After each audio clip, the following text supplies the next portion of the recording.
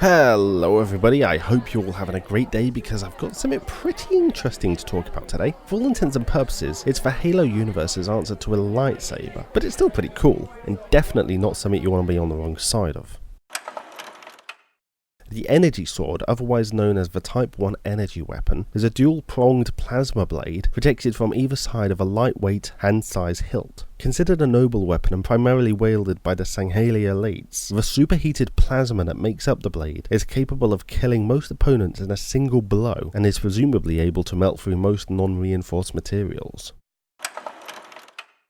Created along with other powerful weapons by the Sangheili merchants of Kikost, the energy sword, although found in the hands of many across the galaxy, are the iconic weapons of the elite. Due to the fact they are seen as holy weapons by the Sangheili, it is only soldiers of this race who are permitted to wield them within the Covenant army. Even among them, however, only a few are permitted to train with the blade, and these individuals are held to exacting standards thereafter, losing their right to marriage, being instead effectively married to the blade. These highly trained individuals are, however, allowed to mate with any female they see fit in an attempt to pass on their swordsman genes. The sword itself is typically around 1.25 meters in length and is projected from an energy storage module which doubles as a hilt and is made up of a superheated electron-based plasma formed into the distinctive blade shape by micromagnetic field generators also contained within the hilt, the key mechanism that prevents its user from becoming incinerated by their own weapon.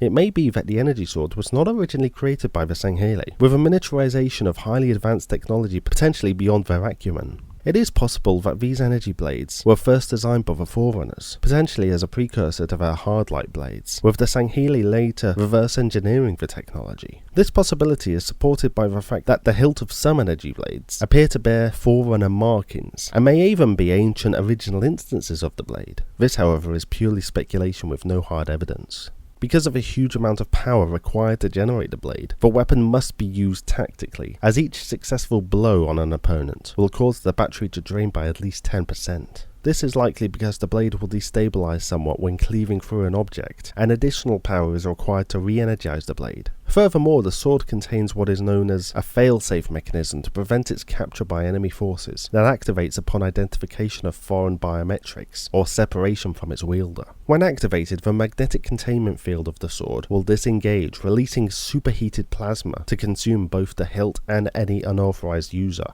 While the overall appearance of the energy sword remains somewhat consistent, each separate blade contains subtle variations, be they in shape, size or colour. While this may just be the result of quirks in the containment field, it is possible that there are a number of sub-variants of energy sword for use by varying groups within the hierarchy of the Sangheili, but this again is simply speculation. There is, however, one confirmed variant in the form of the energy dagger, a blade much like that of the energy sword, but half its length and projected as a single blade from wrist-mounted units. Whereas the sword is frequently utilized in open combat, the dagger is a much more stealthy weapon, more commonly associated with assassinations and covert missions.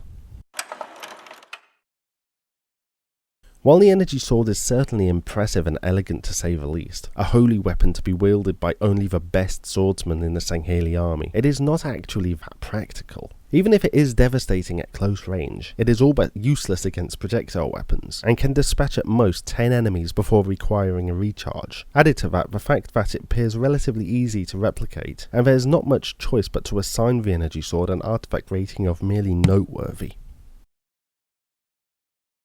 Now I know for sure this rating annoys a great amount of people, but putting everything together you just get a flashy version of a lightsaber that can't really hold a candle to a good assault rifle. If you do have any comments about it though, and I'm sure you will, then please let me know.